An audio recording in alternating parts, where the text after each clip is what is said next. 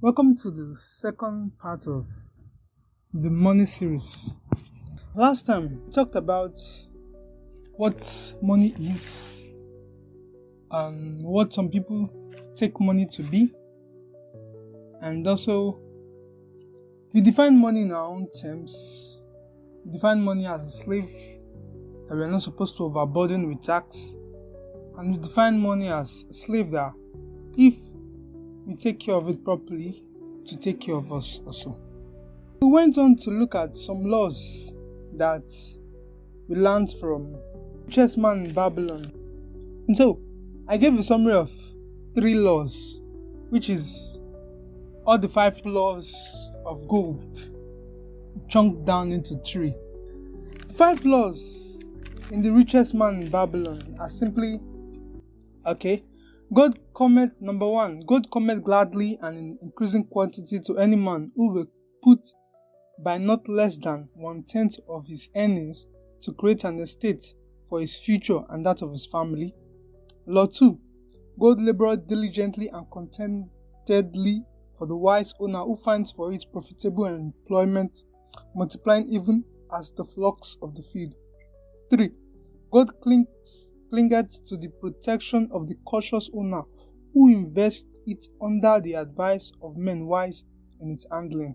4, God slippeth away from the man who invests it in businesses or purpose with which he is not familiar or which are not approved by those skilled in its keep.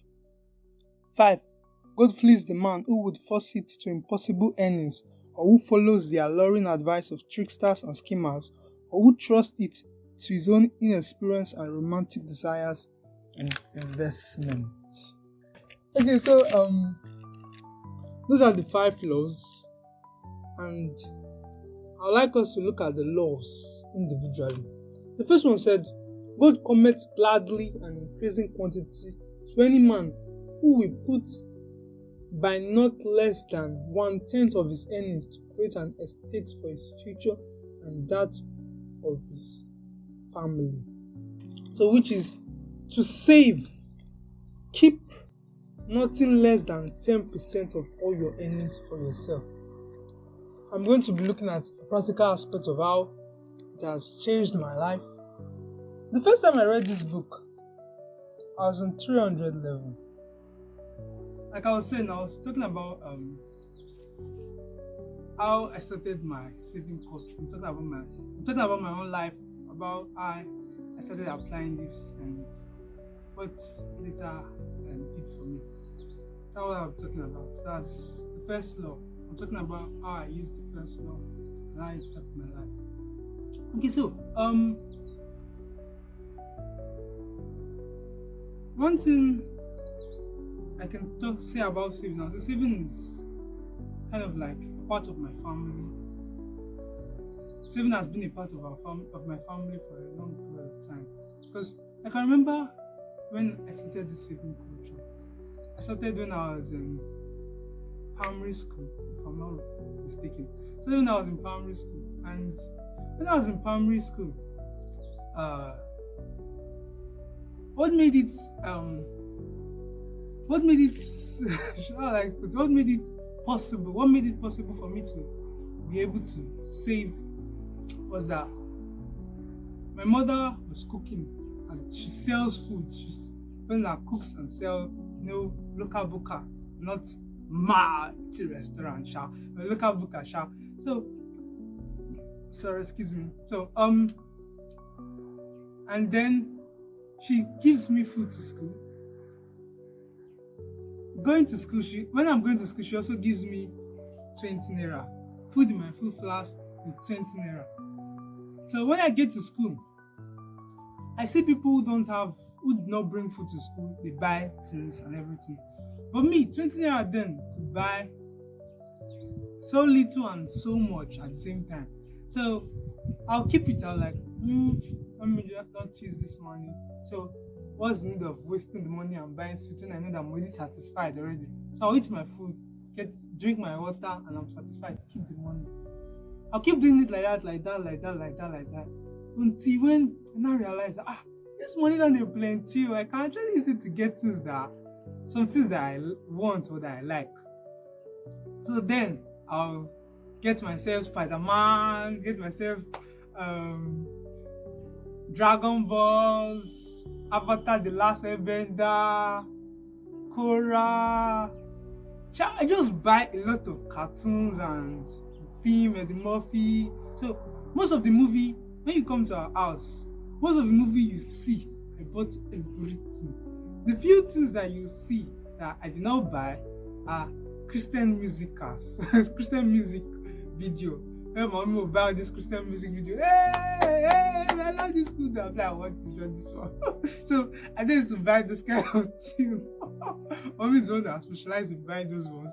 But me, I buy action films, comedy movie, cartoons, name them. Eddie Murphy is my favorite comedian or comedy movie director or whatever that is, actor. Coming to America, I watched it. Oh my god. So this was so let's not get ahead of ourselves. The habit continued with me, and when we went to what's it called? When we moved to Edo State,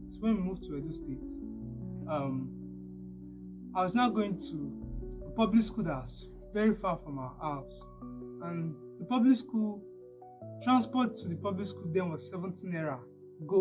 Coming back 17 naira. So that's 140. 140. And then mommy will give me 150 to take as transport fare to school. So I cannot remember then if when I was in secondary school I was still taking food to school, but I believe I was taking food to school. So then instead of me to use the money for transport, I'll wake up very early, because one thing about mommy is because since mommy sells, because when she came down to Edo State again, she was still selling local buka. So she wakes up very early to cook and prepare to sell her food. So if my mommy can wake up very early, what will I still be doing on the bed? I'll tell her, Mommy, when it is 6 o'clock, come and wake me.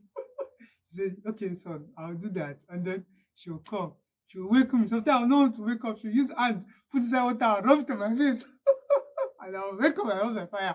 Sometimes I wake up, I'll be angry and I'll be grumbling. But I'm happy because she woke me. Because if she did not still wake me, that means go still complain about. So she waked me, and then 7 o'clock, after 7, I've already eaten. And I'll start trekking from our place to school. Where our schooling was at one end of the village to the next village. I don't want to exaggerate it, but basically it is from a village to another village, because I was staying in Jetu, which is Jetu Junction to be precise. And then where I was schooling was in Afowami Secondary School, and which is another village, Afowa village. And so I'm coming from Jetu to Afowa. That's from one village to another village. So, but I will always do that, and I'll walk. I will not be walking and be counting my steps on the road. I'll walk as smart as possible, as fast as possible, and I'll make sure I get to school before 8 o'clock. So our assembly time, I think our assembly time was now later shifted to, no, it was actually still 8. I think it was 8, because it was when I started seeing all this private school, I'm seeing 7:45 and all the rest. So before 8 o'clock, I'm already in school, and I come. So when I get to school, I'm early. My principal liked me. Then like, who is this good boy always coming early to school? So it's not that I was trying to achieve my goal. I said that I was achieving something that he liked. Okay, so so I'll keep the money for going. Then when I'm coming back, I have friends that stay close by also, so I'll trek with them. When people are walking along, students are walking along the road going home, you will be talking and talking and talking. So that time that we'll spend talking and gisting along the road, we will not even think about the stress of the walking under the sun and everything. We'll be enjoying ourselves. And so that's how I usually keep my transport fare. People that ride back to school, they are big boys and girls. I know that, yes, but I can also do the same and feel big boy, big girl. But I felt, why do that? Instead, it's better for me to just have the money in my hand. So that's how I used to save that one. And then when I finished secondary school, yes, because I finished secondary school, I think 2016. So when I finished secondary school 2016, I got admission 2017. That's December time 2017. That's when I got admission.